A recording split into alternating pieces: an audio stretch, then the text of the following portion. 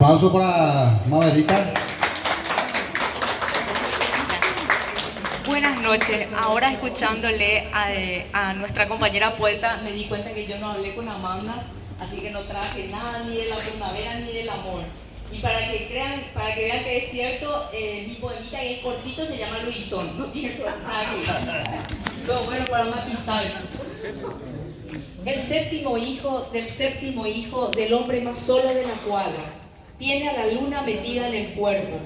De nada le sirve calafatear ventanas, poner el catre en cruz con las constelaciones, meterse en la boca hojas de palo santo y ruda. El astro, en ese cielo aparte que es su alma, se le prende adentro con su luz blanca.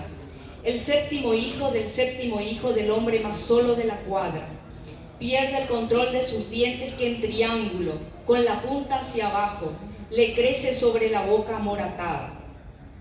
Su cuerpo, arqueado bajo el peso del espinazo, se retuerce hasta tumbarlo sobre la tierra de donde se levanta todo orejas, con los ojos afiebrados. El séptimo hijo del hombre más solo de la cuadra, se avergüenza de recordar a la última difunta que enterraron. Se avergüenza de saber en qué sitio la pusieron en el camposanto. Y cuando la devora, todo babas y colmillos, se avergüenza de esta vida donde le toca ser el séptimo hijo del hombre más solo de la cuadra, el niño sietemesino que nació con la luna metida en el alma.